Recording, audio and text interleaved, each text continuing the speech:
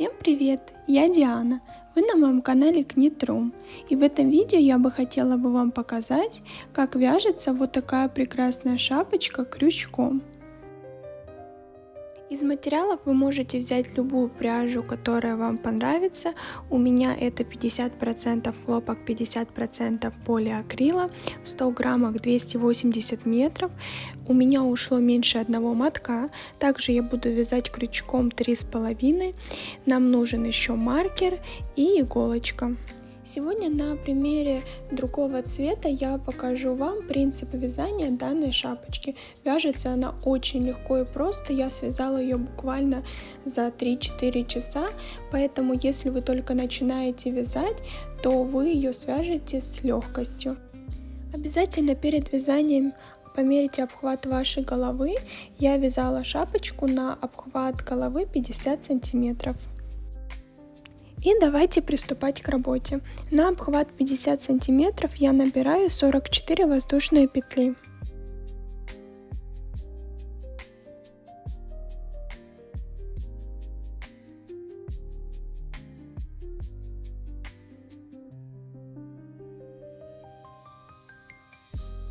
После этого нам снизу нашей цепочки нужно отсчитать 12 воздушных петель и поставить маркер в 12-ю петлю.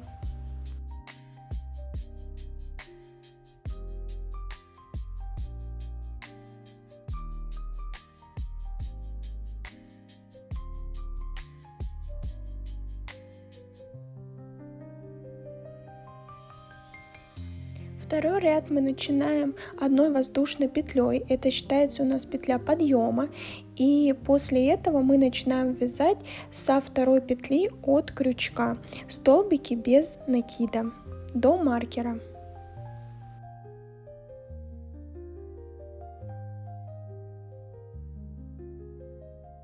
Когда мы дошли до маркера, мы снимаем маркер, и в эту петлю мы должны провязать также столбик без накида и маркер поставить в следующую петлю.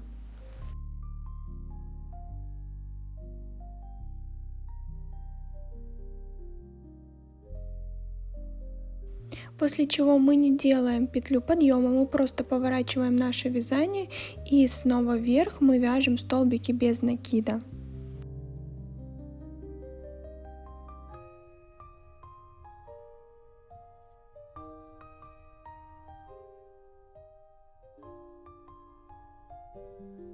Третий ряд мы начинаем петлей подъема, после чего разворачиваем вязание и вяжем также до маркера столбики без накида.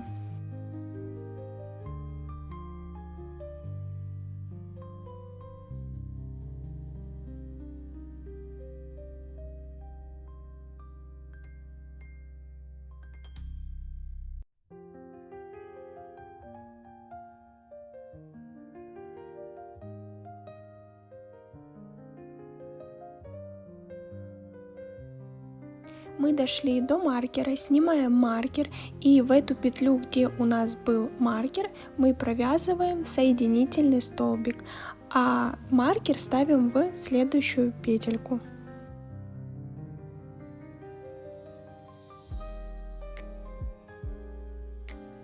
И повторяем все то же самое, мы не делаем никакой петли подъема, мы просто разворачиваем наше вязание и вяжем снова вверх столбики без накида. Делаем одну воздушную петлю подъема, поворачиваем вязание и снова до маркера мы вяжем столбики без накида. После чего я вам скажу, как мы будем вязать дальше наш маркер. И хотела вам также напомнить, что если вы только учитесь вязать, то на моем канале есть подробное видео про основные столбики вязания крючком. Поэтому, если вам что-то непонятно здесь, то вы можете посмотреть сначала то видео, где я подробно и медленно показываю, как каждый столбик вяжется. И мы снова дошли до маркера, снимаем его. И в эту петлю, где у нас был маркер, мы должны провязать столбик без накида. И сразу же в следующую петельку мы провязываем соединительный столбик и маркер ставим в следующую петельку. Примерно по такому принципу мы должны будем провязать все оставшиеся петельки. То есть сейчас мы поставим маркер, после этого развернем наше вязание, провяжем вверх, потом снова вниз до маркера, снимем маркер и провяжем сразу 2 петли. И так мы должны разворачивать наше вязание, пока мы не провяжем все наши петельки.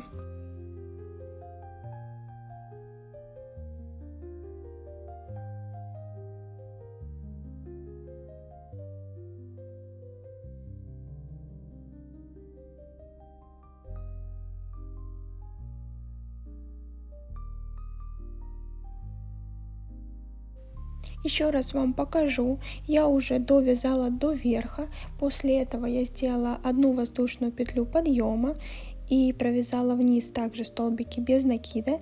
Теперь я дохожу до маркера, снимаю маркер и в эту петельку делаем также столбик без накида, а в следующую соединительный столбик и маркер ставим в следующую петлю. И мы с вами встретимся после того, как мы провяжем все наши петельки.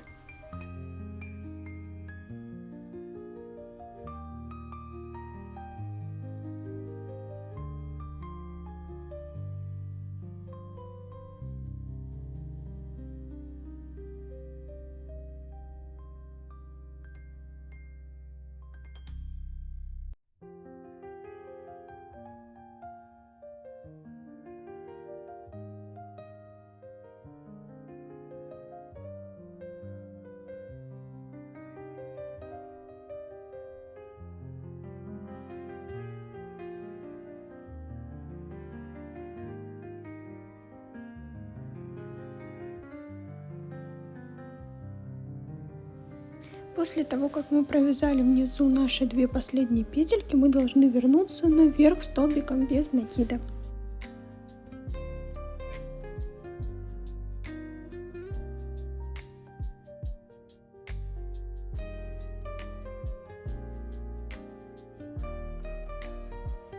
И у нас после наших всех 12 петель, которых мы провязали, получается вот такая конструкция, как я ее назвала, лепесточком.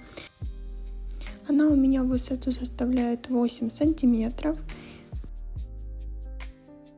длину 28,5.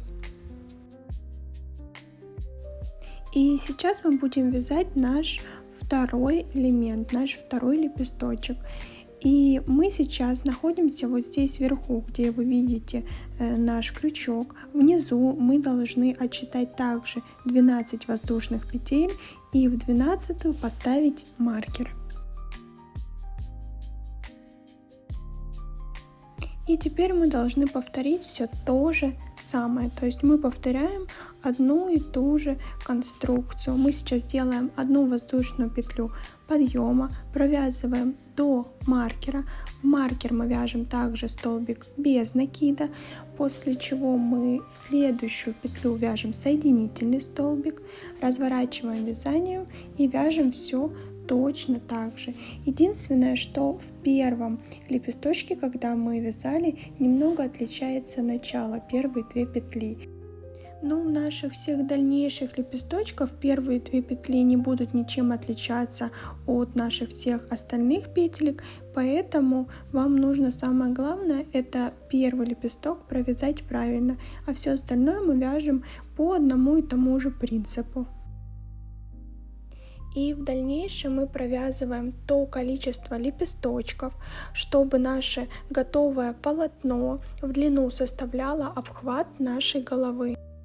Поэтому я делала вам замеры, что один лепесточек у меня составлял 8 сантиметров и обхват моей головы 50 сантиметров, то примерно мы должны будем провязать 6 таких элементов.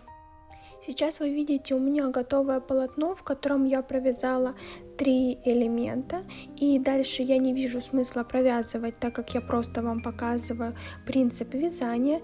Сейчас я вам покажу, как мы должны соединить наше полотно. То есть у вас оно будет больше, потому что вы провяжете полноценную шапочку.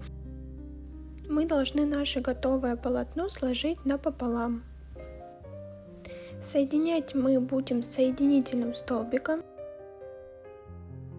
С вот этой стороны, где мы сейчас начинаем наше вязание, мы должны будем подхватывать петельку за заднюю стенку и соединяться с противоположной стороной.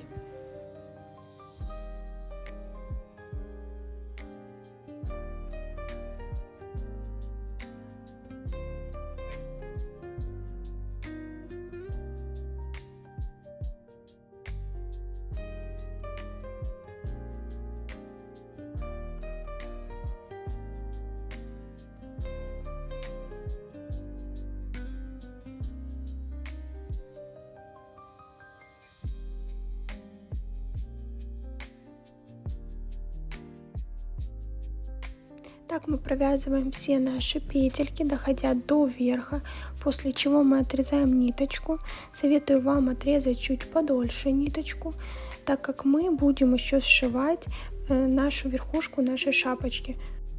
Так как я провязала только 3 элемента, у меня там образовалось не сильно большое отверстие, но когда у вас будет полноценная шапочка, то и будет побольше отверстие, которое вы должны будете сшить иголочкой и вот эта ниточка, которую мы оставили в самом конце.